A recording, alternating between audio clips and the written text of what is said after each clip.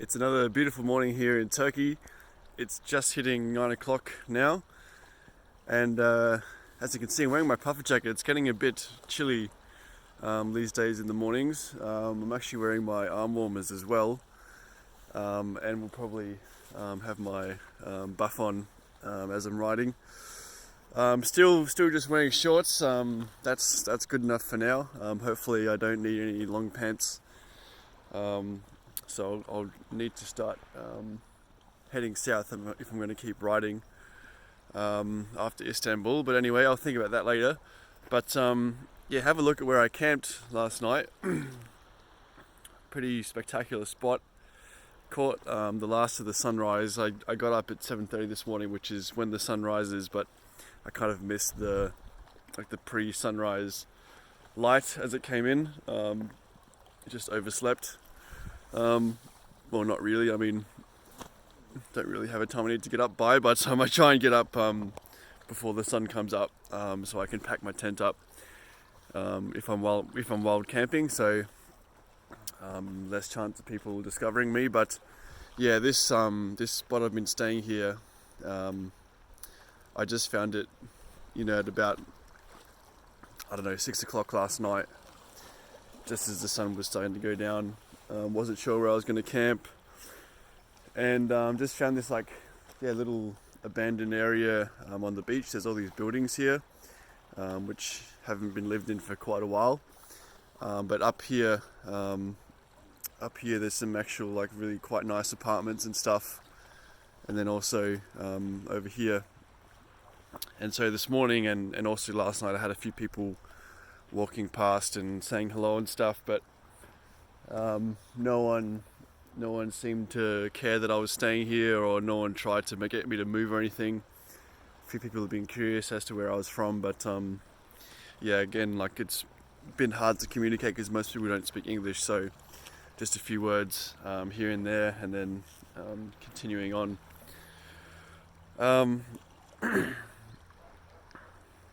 Yeah, I had a bit of a restless sleep again because my sleeping mat, I tried to repair it when I arrived here last night with the last 10 minutes of sun I had, so I put some more tape on it, but yeah, throughout the night it has deflated, so I was basically sleeping on the ground last night, which was not too comfortable. I'm not sure what I can do about that between here and Istanbul. I'll probably just have to deal with it, so it might be a few uncomfortable nights on the floor. Hopefully I can find someone to host me some of the nights, so I'll survive. I was hoping to maybe get one of those foam folding mats you can get at Decathlon, but there doesn't seem to be any Decathlons between here and Istanbul, so probably not going to happen. There is actually a dive shop up the road, which I'm going to try and get some what do you call it, liquid cement that you can use to repair wetsuits and stuff, and I might try and put some of that on the hole in the mat, and that might work, but yeah, I'm not sure they'll have any. I'm not sure if it'll work either, so that's a bit of a long shot. But yesterday was quite a good day. I enjoyed riding. After I left, I made that video yesterday morning and I left, and then it was still quite overcast, but it wasn't really raining, luckily. So it was just a bit of a dreary set off, and then was riding through mostly rural fields and farms and stuff, and I was quite worried at the start that I was going to hit some more thorns and end up with more flat tires pretty quickly, but I managed to ride for quite a while without any punctures at all, which was really good. And I rode through some small towns, and it was really weird because the town is the towns are really small, and there's not much going on, and then in the middle you'll see a big Eurovelo sign with a bike stand and a pump and everything, and so they obviously have put a little bit of work into trying to attract bike tourists and stuff, but yeah, I didn't see anyone else cycling. I went through one town, and then there was a couple of guys jumping into a ute as I was riding past, and they were very friendly and wanted to ask where I was going and all that stuff. And I told them Istanbul, and they were like, "Oh wow, so far!" Like, and they obviously didn't know where I started, but that was cool interaction. I was still kind of feeling a bit weird about that interaction I had with the guy at the restaurant in the morning about how angry he was. And so it was nice to have a bit of a friendlier interaction with some local people after that, and reset my mentality of people in Turkey. But after that, I was riding, and it was a really small, like, dusty road, and then either side there was these huge wind turbines. So it was a really interesting, like, contrast of, like, new technology with, like, old industry with, like, little tractors and people with like herding, like, donkeys and little, like, sheep and stuff, and just the mixture of the two technologies was quite stark. And I turned down a road to continue on the way to Dikili, and then there was just a big, like, structure being constructed in the middle of the road, and there was, like, a police blockade and stuff, and they said the road was closed. I tried to understand what they were building, but they couldn't tell me in English, so I had to turn around and go back to the highway. And so I rode on the highway into Dikili, which was not too much fun.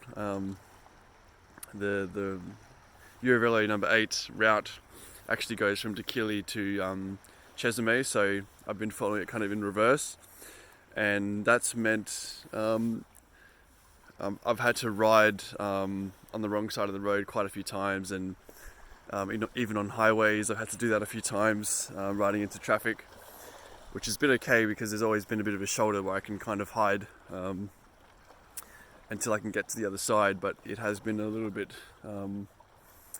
unideal, let's say.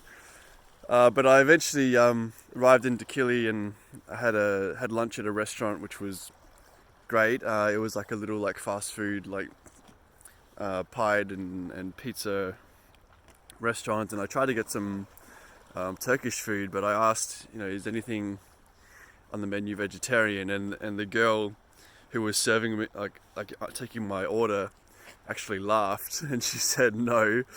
So that's never a good sign.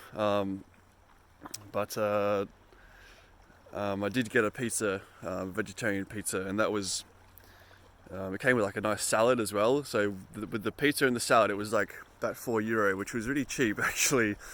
Really cheap compared to other parts of Europe. And it was quite good and quite big. And then I headed into Dikili, and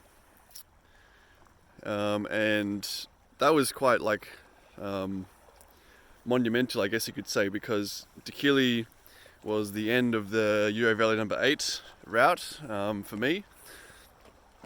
So basically it doesn't go any further, and there's no other Eurovelo routes heading into Turkey that I know of. So basically at this point on, I am on my own. There's no Eurovelos left. So yeah, that's quite a thing, because I've been following the Eurovelos since Norway, basically, and I've basically come to the end of the road for them. So yeah, that was quite an achievement, I thought. Basically followed them as far as I could.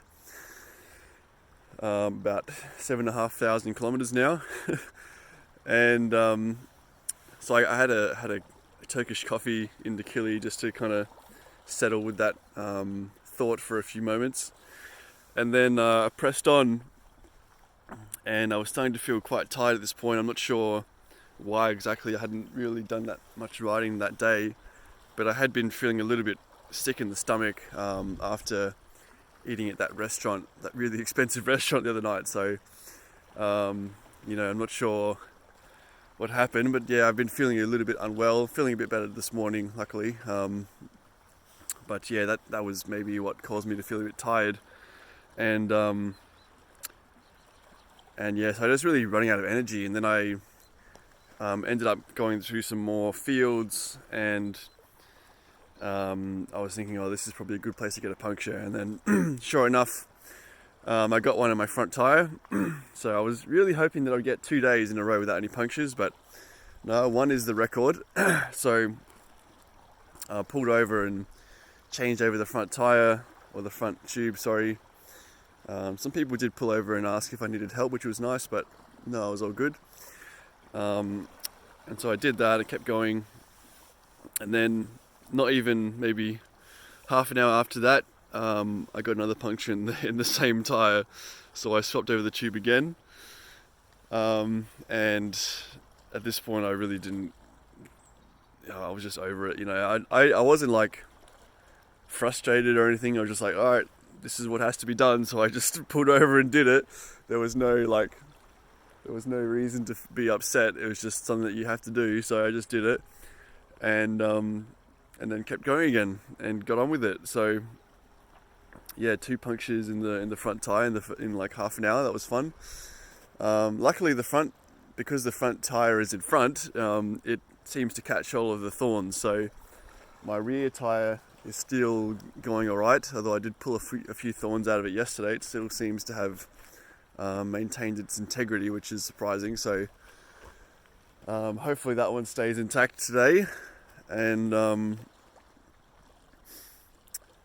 yeah, shortly after that I made it to this campsite here on the beach. So that was essentially yesterday, and today will be more of the same, I guess. But I've pretty much decided that if I see any kind of dirt road or anything, I'm just going to try and avoid it, because at this point it's just taking too much time to swap over the tires every 10 minutes, and I just really don't know where there's going to be a thorn, where there isn't. It's just a gamble if I get a puncture at this point. So I'm going to have to try and stick to the main roads, I think, which kind of sucks because I really like riding on the side roads and the gravel and stuff, but it's just not worth it. It's just not worth it. So yeah, I really wish I had tubeless tires at this point, but it is what it is.